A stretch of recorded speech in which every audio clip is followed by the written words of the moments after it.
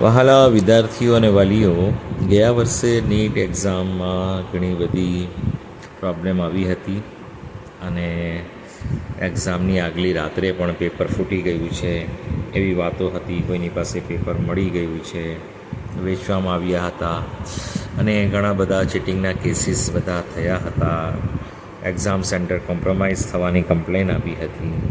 એ બધી વસ્તુઓનું નિવારણ માટે અને નિરાકરણ માટે કે આવું ફરીથી નહીં થાય માટે એનટીએ એક લિંક એક્ટિવ કરી છે કે તમને કોઈ પણ સોશિયલ મીડિયા પર શંકાસ્પદ માહિતી મળે કે કોઈ એનટીએ તરફથી હોવાનો દાવો કરે, ગવર્મેન્ટ ઓફિસ તરફથી વાત કરું છું એવું કહેવાય, અથવા કોઈ કહે મારી પાસે નીટ 2025નું એક્ઝામ પેપર છે, અથવા નીટના ઇમ્પોર્ટન્સ જે છે કે આ જે વસ્તુઓ આવશે એમ 100% ખાતરીથી કહે કે આ મારી પાસે ઇન્ફોર્મેશન છે કે આ વસ્તુ એક્ઝામમાં આવવાની છે, પૂછાવાની છે.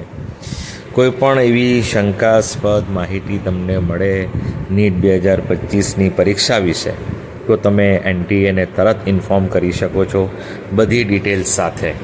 એનટીએ એક લિંક એક્ટિવ કરી છે જ્યાં આપણે એક્ઝામિનેશન ઇન્ટિમેશન હતું એક્ઝામિનેશન સિટીનું, એ લિંકમાં એક એક્સ્ટ્રા લિંક હતી, એ એક્સ્ટ્રા લિંક હટાવી દીધી છે.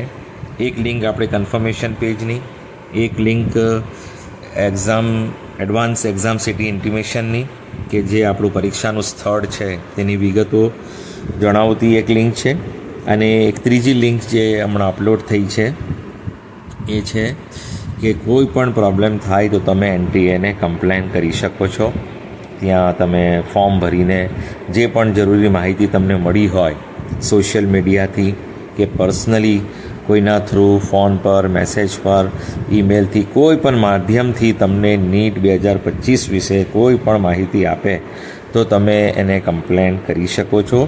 જે આપણે ફોર્મ ભરીએ છીએ ત્યાં નીચે લાસ્ટમાં તમે જશો નીટની વેબસાઇટ પર તો ત્યાં તમને દેખાશે report here of suspicious claims in NEET UG 2025 examination, તો તમે ત્યાં રિપોર્ટ કરી શકો છો.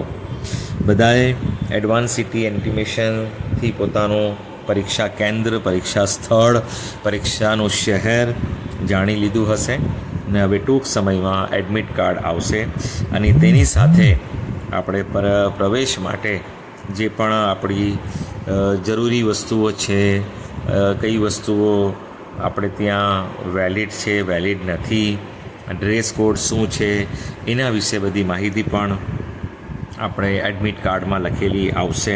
તો આપણે તે વિશે ચર્ચા કરીશું.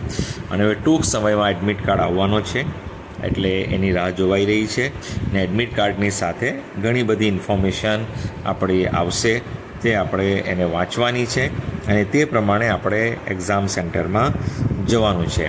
ચેનલને સબસ્ક્રાઈબ કરી રાખજો જેથી તમને આવા ન્યૂઝ તરત મળી શકે જે પણ એનટીએની વેબસાઇટ પર આવે અથવા જે પણ ગુજરાત એડમિશન કમિટીની વેબસાઇટ પર આવે, તેનાથી તમે તરત માહિતગાર થઈ શકશો.